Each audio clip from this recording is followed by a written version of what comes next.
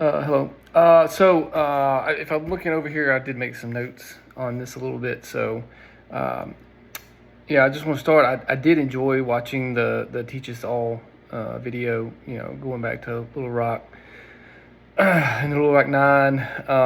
Some of the things I teach history, high school history. I've done ninth and 10th grade.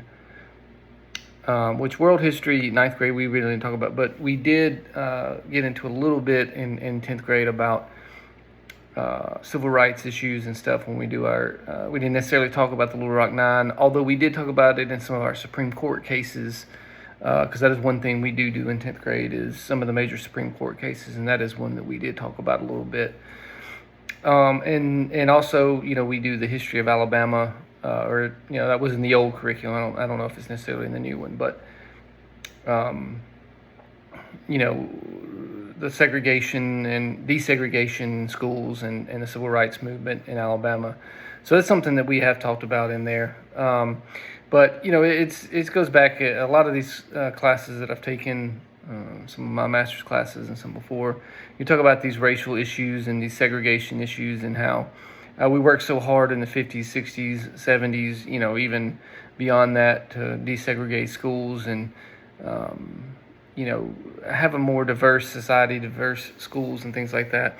And then how, recently in the last, 10, 15, 20 years, it seemed like it's getting more segregated than ever. It's very common here in Birmingham. I mean, where, I live just outside of Birmingham and, the downtown schools, downtown Birmingham, Minor, those kind of places. I mean, they're predominantly all black. And then you go outside the city and you have, Vestavia and Mountain Brook and Chelsea, Oak Mountain, you know what I mean, that are almost all white. There's some of the exceptions. Hoover's a little more diverse, Homewood as well. But it's odd the way those things have happened over the years, and those schools in the inner city are definitely not on the same level as as specifically Mountain Brook or Vestavia, somebody like that. So it is important. I feel like I was pretty connected to that video as well. Like, Fulmerton High School, down in South Alabama in Escambia County, was a failing school system. We had school choice there. I mean, you could go, if you lived in Escambia County, you could go to Escambia County High School, you could go to Fulmerton, or you could go to W.S. Neal. You did have to, if you were out of district, you did have to apply and be approved, similar to some of the video people were talking about on there. So, and we, it was a very underprivileged area,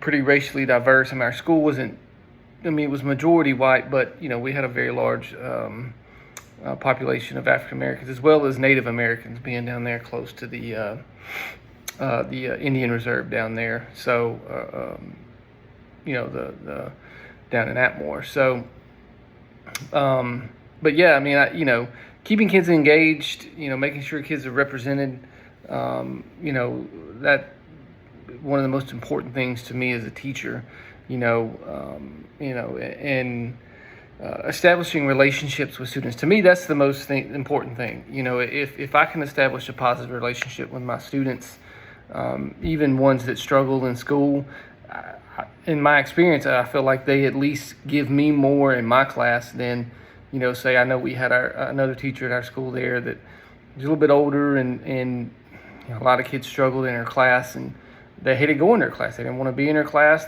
A lot of them failed her class, and part of that was they didn't put any effort in because they didn't care. At least I think I established those relationships with those kids, show them that I care about them, show them that I am here to help them and be represented and help them engaged, and I care about their outcomes, right? I care about them graduating. I care about them being successful. A lot of kids, I'd say, look, get your degree, go to college, never come back here. Communities like that have a tendency to swallow kids up. I experienced that growing up in Talladega. I had friends of mine that were great athletes, great kids, never made it out of there. They, I had one of my best friends got killed in a drug deal. He was a senior in high school, so making sure those kids have somebody that cares about them and represents them, and shows up for them, to me, is the most important thing as a teacher. And the one thing about that video I will say, finally, is ineffective teachers.